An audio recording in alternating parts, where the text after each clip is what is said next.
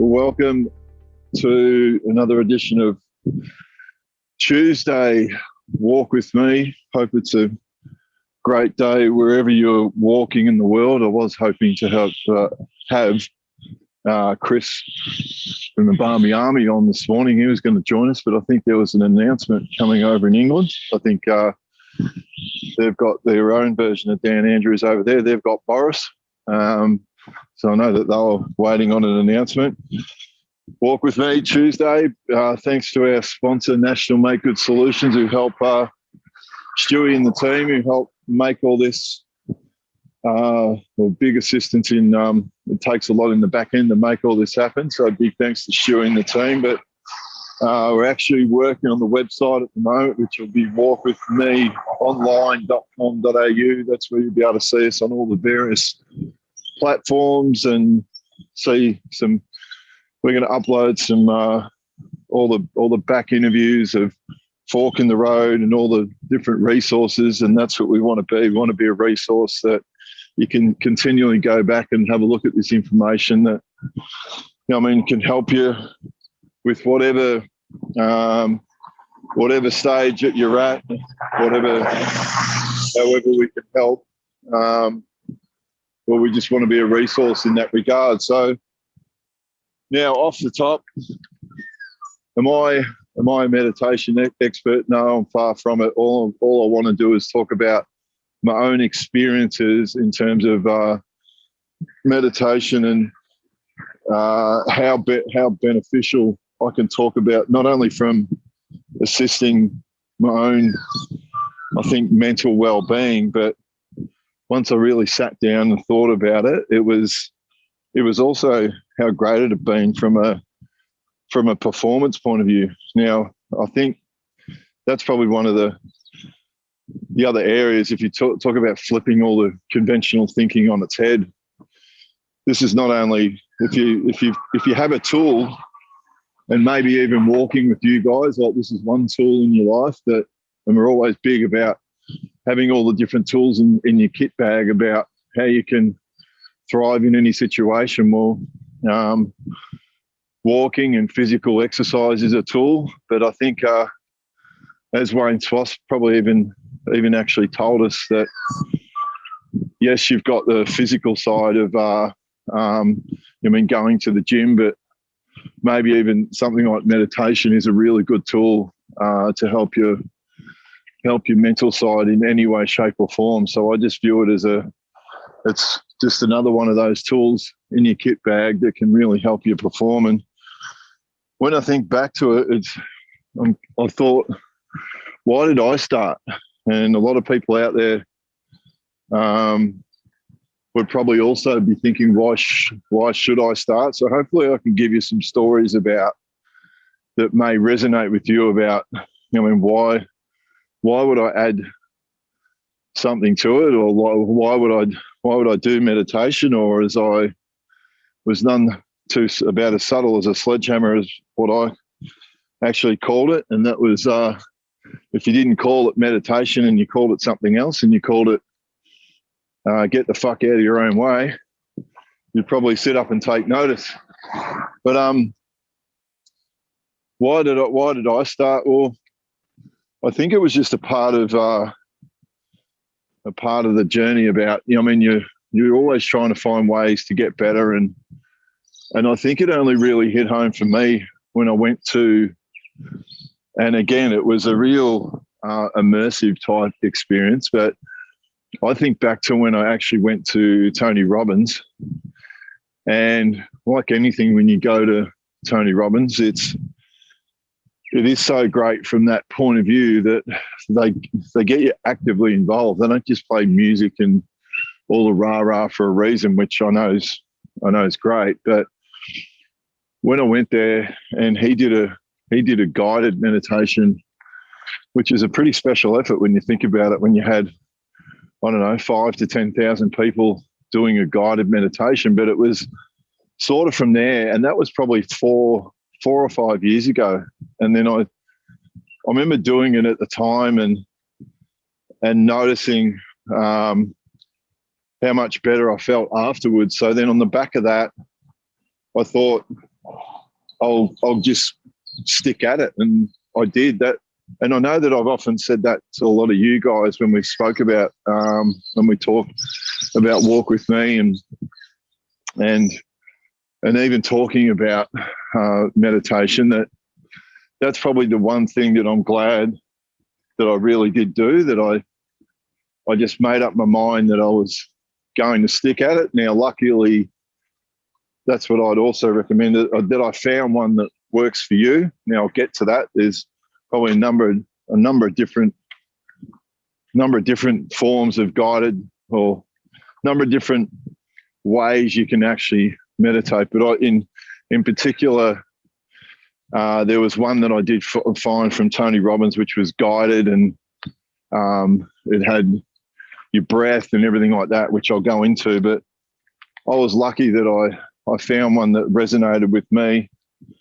And I think the other thing when I was thinking about today is, when you think about it, everyone says, "Oh, I haven't got time to meditate," or "I'm too busy to meditate." Now, one thing, my argument to that is this: that if by you committing to having a focused time, whatever form it is, the thing that I actually found is that it actually gave me more time, because I was then much clearer in my mind, and I was all the clutter and all the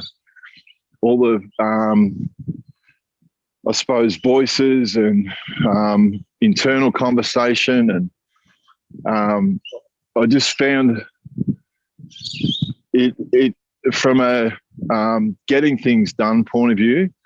That was one of the biggest things that I actually found, is that people have this misconception that I don't have time. Well, even if it's only 5 minutes, and even if you did that just a couple of times a day, where you could hit the reset button, I think you would find a big difference. Now, that's one of the big things too, that when you think about it, we all wake up every day and you expect a new outcome to every day. Like, you just expect that I'll have a great night's sleep and then I'll wake up the next day.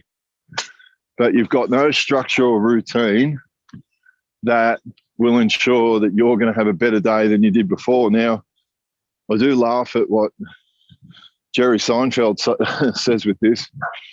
He says, "I don't know whether you've actually woken up in the morning and had taken a look at your bed and see what it looks like.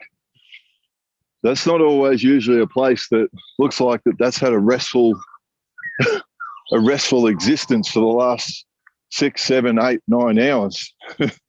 He says you've got sheets everywhere and things everywhere, and you've just woken up. So it does add, for mine, a little bit of well, what are we going to do different today in terms of starting a new day, and just having time to yourself and having hitting the reset button. So if that's another reason why you should consider, well, again, why I think you should, and really consider, even if it's, and again, we can get to that, whether it's only a little, whether it could be 5 minutes of breathing, or whether it's a guided meditation, or whether you want to do something like Tony Robbins, just the benefits of actually doing it at the start of the day, I found profound. And just, like I said, make it a part of your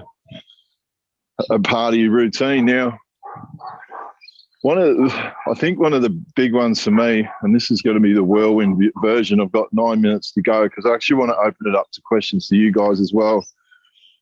I think where this was at its most effective, and where I would have loved to have discovered this when I was playing AFL football. And not just, I think the word, if you just said it in isolation, like where people said, where you had to, there's a lot of the time nowadays, I think the word mindfulness is thrown around too much. And if you said that, I think in isolation, I tried to think of it like why does it probably work so well for me now, and why would I say to recommend to anyone that they should really have a try at doing this? So then I thought there were the three areas that probably resonated with me were, if you had, well, the mindfulness is probably, okay, that takes out the stress. What are the things that I can take out the stress of the current situation, like the stress of the now? So that'd be one area. The second area, which I think's a great one as well, it's the actual meditation itself. And that's probably where you've got the stress of there's like all of us are going to have things that we've have to deal with from our past that might come up. So that was another area that not just focusing on the mindfulness part. And what I felt like one of the game changers for me, and again, from where I've come from my journey 4 or 5 years ago when I first started to now, I think this is what I found. The first two are important, but I felt like the last one, and that was also manifesting. Now, in regards to that would also be, I found it brilliant in terms of not just manifesting your future and saying, right, there were things that you wanted to do and you can really deep dive into those. But the part where I felt like it had as much power as any was just thinking of, okay, what does my ideal day look like? So if I had those three, like in the meditation that I do now, they're probably the three areas that it's not just looking after one. Hang on, try not to get run over by a car. It's not looking after one area specifically, but when you add them up all together, I think even the last one is incredibly powerful. Even if you just said, right, I'm just going to do 5 minutes of just some focused breathing. And then on the back of that, when you're actually feeling really, really good, then if you can imagine what your ideal day looks like, you know what I mean? You know that things may happen during the day. Does your ideal day ever pan out? Maybe not. But I found in a lot of ways it usually does. But at least then you're thinking about how your day, how it should go under how you want it to happen. And that's where I found it really, really powerful, just to be able to, even if you just said, right, I'm going to set aside at the start of the day, I'm just going to do some focused breathing, just have some time to myself, focus on my breathing, even just for 2-3 minutes, where it could be counting in for where you're breathing into the count of 4 and breathing out to the count of 4. Even if it's just something as simple as that for 5 minutes, and then on the back of that, then coming up with what your ideal day looks like. I think, I don't know, again, I'm only trying to give you ideas about what's actually worked for me. Now, what else did I have written down? I knew this would go really quick. Is spoken about that. Now, I think the other thing, what blew me away, and I think you guys have heard me say it before, is I nearly feel like meditation is that thing that all these ultra successful people do, that it's I don't know why it's not published more. I don't know why it's not encouraged more, even in maybe schools, because if it's going to help you learn better. But when you look at the people that actually do it, and you guys have heard me talk about this on previous walks, like even as I mentioned, like Jerry Seinfeld, like's done it for 30 years. He actually does it twice a day because he and the analogy of what he says is a really good one as well. Like, there's some really funny stuff, but in the way that Jerry Seinfeld can only put it as well, when he mentions about at the start of the day, think of it like this: when we wake up in the morning, we're like the phone charger. Your phone has been on the charger all night, and okay, yes, he says he does that morning meditation, but where he said in regards to him, he actually does a second one, which actually does make a lot of sense, because when you think about it, your battery gets depleted throughout the course of the day. And if you don't have a tool that you can recharge your batteries, and like we said, you can hit the reset button.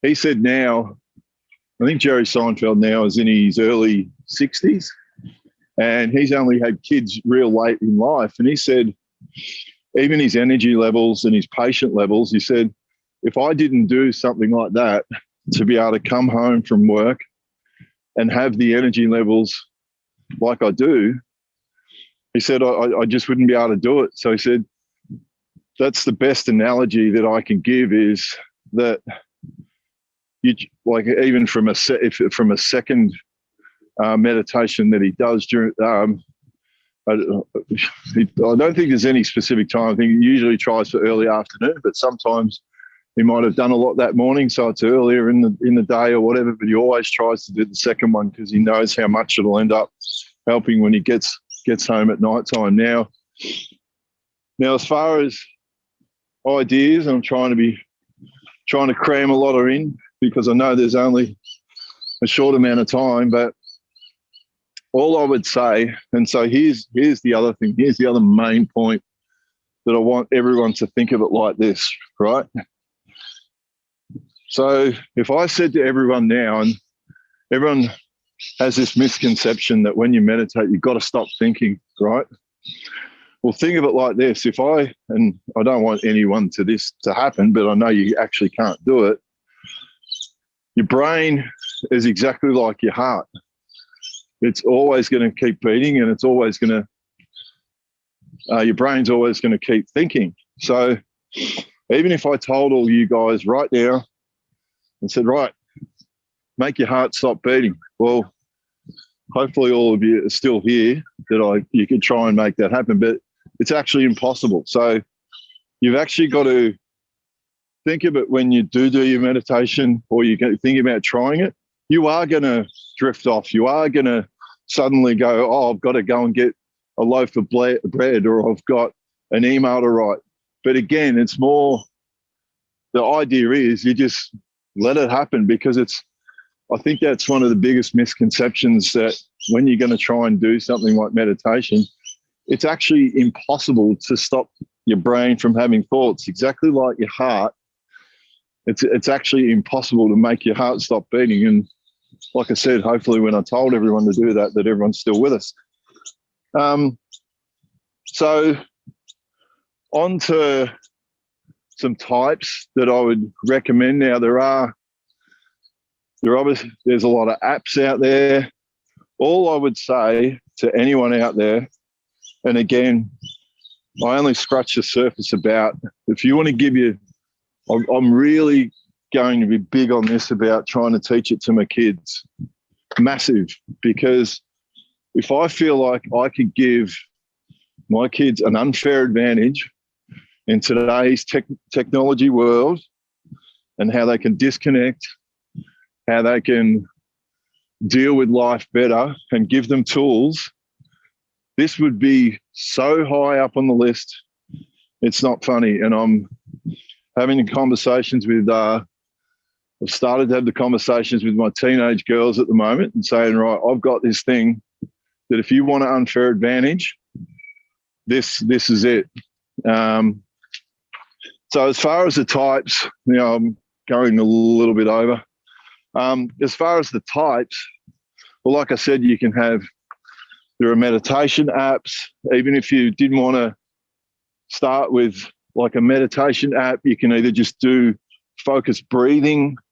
Focused breathing is as good as any for you. Like at the start of the Tony Robbins meditation, that's what he does. There's 3 sets of 10 breathing. Even if you just wanted to do the breathing and then develop your own little thing, all I would say is just try it and stick at it, and it will have a huge benefit. The other ones, as I mentioned, the Tony Robbins one, and we'll provide everyone with these links.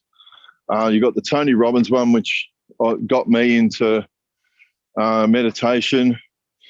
There's one called Ziva meditation. Now, Ziva, Emily Fletcher, I do want to interview her. I will interview her one day for our interview series. Emily, I think, was really clever that it does seem like Ziva meditation is a little bit similar to transcendental meditation. Now, just a little funny side story on transcendental meditation.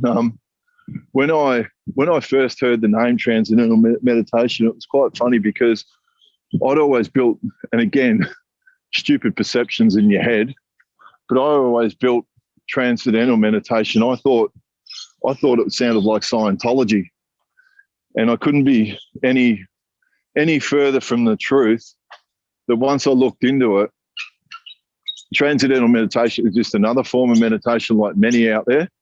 But when I actually had a look, and again, you talk about the people that have actually done it, and this will resonate with a lot of you guys. There are many people that have done it. As I mentioned, Jerry Seinfeld, there was Cameron Diaz, Hugh Jackman. Hugh Jackman is huge on transcendental meditation. The one that really, where I sat up and took notice, was Clint Eastwood. Had been doing it for 30 years. And then I went, that's when the penny dropped with me a little bit, where I went, hang on, is this just something that ultra successful people do, and yet none of us find out about it? And especially someone like, it doesn't seem like something that a big tough or perceived tough guy. I mean, we've got the vision of Clint Eastwood. Even I know that, yeah, they're the roles he plays in movies, but he does seem like a bit of a surly, gruff type character, but he's done it for 30 years. So then that's when you really sit up and take notice, where regardless of what form of meditation that you try, and we can send all you guys some links. Again, you've heard me guys on the walks many, many times tell the stories about why I think it's something you should do. Like I said, from my own from a dealing with high performance sport and also performing, I would have loved to have a tool in my kit bag like this when I was playing, because I just would have been better able to switch off, and not only better able to switch off, but then just as importantly, it would have allowed me to play at my best, I think, more often than not, because as I mentioned, the name of the title, it would have allowed me to get the fuck out of my own way. So thanks to National Make Good Solutions for all their support, and for everyone that want to check out on the various platforms on the podcast or the YouTube channel.